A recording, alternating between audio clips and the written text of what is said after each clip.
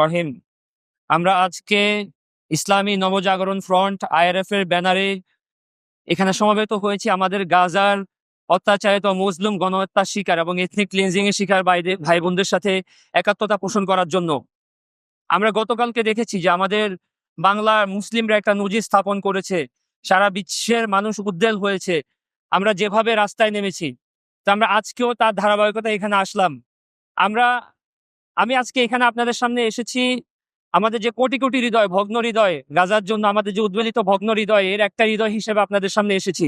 আমাদের প্রথম কেবলা আকসার যে অপমান, তাতে আমাদের যে ব্যথিত আত্মা, এই একটা আত্মা হয়ে আপনাদের সামনে আমরা উপস্থিত হয়েছি আজকে। আমরা জানি যে গাজা এবং ফিলিস্তিনে যে ধ্বংসযজ্ঞ চলছে, এটা আজকে নতুন নয়। প্রায় ৭৫ বছর ধরে আমেরিকান এবং পশ্চিমা সাম্রাজ্যবাদী শক্তির প্রত্যক্ষ এবং পরোক্ষ সাপোর্ট এবং তাদের মদদে ৭৫ বছরের বেশি সময় ধরে এই গণহত্যা চলছে। এবং শুরুতে ৪৮ সাল থেকে তারা প্রায় ৭ লক্ষ ফিলিস্তিনিকে বাস্তুচ্যুত করেছে এবং অসংখ্য মানুষকে সিস্টেম্যাটিক্যালি তারা গণহত্যা করেছে। শত শত গ্রাম তারা বিলীন করেছে এবং এভাবে আস্তে আস্তে তারা পুরো ফিলিস্তিনের ভূখণ্ডকে গিলে নিয়েছে।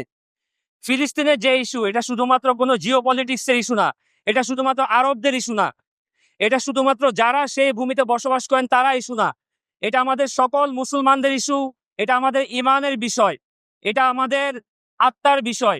আর সেজন্যই যখনই আমরা ফিলিস্তিনে এ ধরনের নৃশংস বর্বরতা দেখতে পাই, আমরা স্থির থাকতে পারি না।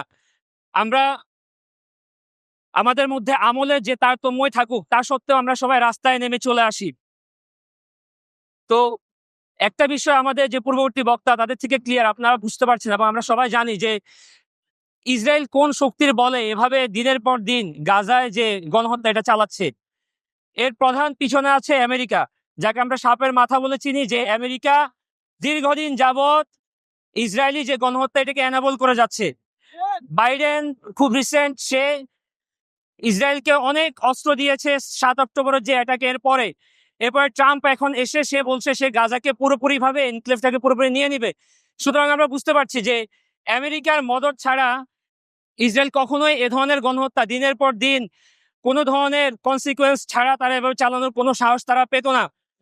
আর এর পাশাপাশি আমাদের কাছে আরো একটা বিষয় ক্লিয়ার হওয়া দরকার, সেটা হচ্ছে আমরা বিভিন্ন সময় অনেককে দেখি এবং তাদের যে নিয়ত, এটাকে আমরা সম্মান করি, শ্রদ্ধা করি। তারা যেটা বলেন যে আরবের শাসক, বিভিন্ন মুসলিম দেশের যেসব শাসক আছে, যাদেরকে আমরা আসলে পুতুল শাসক বলে থাকি, এই পুতুল শাসকদের কাছে তারা দাবি জানান যে আপনারা সেনাবাহিনী পাঠান, এটা করেন, ওটা করেন। কিন্তু আপনারা যদি বিভিন্ন অনুসন্ধানী রিপোর্ট দেখেন, দেখবেন যে আন্ডার দ্য টেবিলের নিচে এই শাসকদের অধিকাংশই ইসরায়েলের সাথে বিভিন্ন ধরনের চুক্তিতে লিপ্ত আছে। কেউ তেল পাঠাচ্ছে, কেউ অন্যান্য সাপ্লাই পাঠাচ্ছে, কেউ ইসরায়েলকে বিনিয়োগের সুযোগ করে দিচ্ছে এবং ইসরায়েলে বিনিয়োগ করছে। তো এমত অবস্থায় আমরা যেটা বুঝতে পারছি যে বিদ্যমান যে ব্যবস্থাপনা আছে, এর অধীনে গাজার যে মুক্তি অথবা ফিলিস্তিনের যে স্বাধীনতা দরকার, আল আকসাকে মুক্ত করার যে সংগ্রাম, এটা আসলে কখনোই পূর্ণতা পাবে না।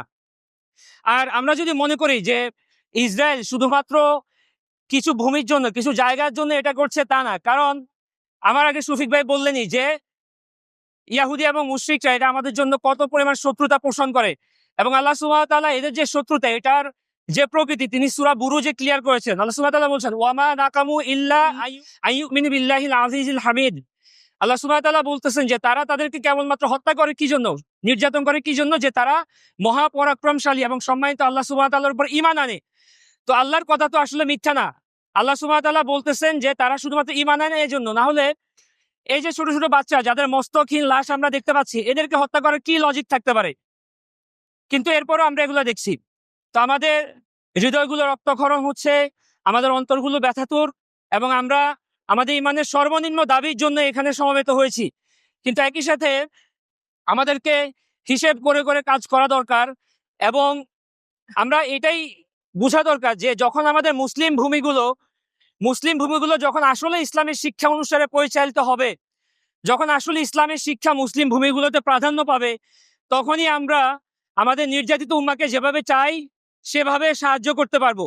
আর আল্লাহ সুবহানাহু ওয়া তাআলা আমাদেরকে বলেছেন আমাদের সাধ্যমতো সাজসজ্জা প্রস্তুত করতে, বলেছেন কিনা?